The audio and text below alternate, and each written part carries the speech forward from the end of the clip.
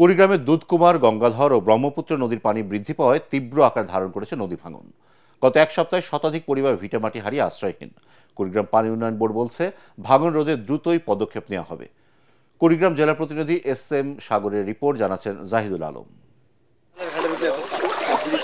কুড়িগ্রামে প্রতি বছর নদী ভাঙনে ভিটেমাটি হারিয়ে নিঃস্ব হয়ে পড়ছে প্রায় ৫,০০০ পরিবার। এবছরও বর্ষা মৌসুমের শুরুতেই সর্বনাশা নদীর ভাঙনে উজাড় হয়ে যাচ্ছে ভিটেমাটি ও ফসলি জমি। দুধকুমার, গঙ্গাধর ও ব্রহ্মপুত্র নদীর পানি বাড়ছে আর তীব্র আকারে নদী ভাঙছে। গত এক সপ্তাহে বল্লভের খাস, বেরুবাড়ি, কচাকাটা ও নারায়ণপুর ইউনিয়নের শতাধিক পরিবার ভিটেমাটি ও আবাদি ফসল হারিয়ে পরিবার নিয়ে মানবেতর জীবনযাপন করছেন।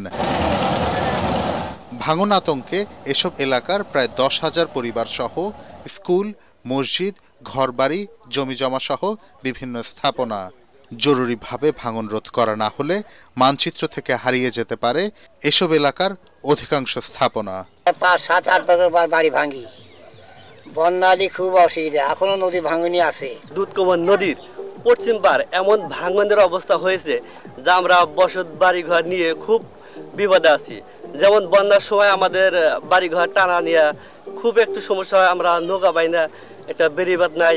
আমাদের এটা আবেদন উপর মহলের, যাতে আমাদের এখানে এসে পরিদর্শন করে আমাদের নদীটা একটু বেরিবাদের ব্যবস্থা করে দেওয়া হয়। এখন যদি ব্যবস্থা না নেওয়া হয়, পরবর্তীতে আমাদের এখান থেকে চলে যাওয়া লাগবে। কুড়িগ্রাম পানি উন্নয়ন বোর্ড বলছে, ভাঙন রোধে দ্রুত জরুরি পদক্ষেপ নেওয়া হবে।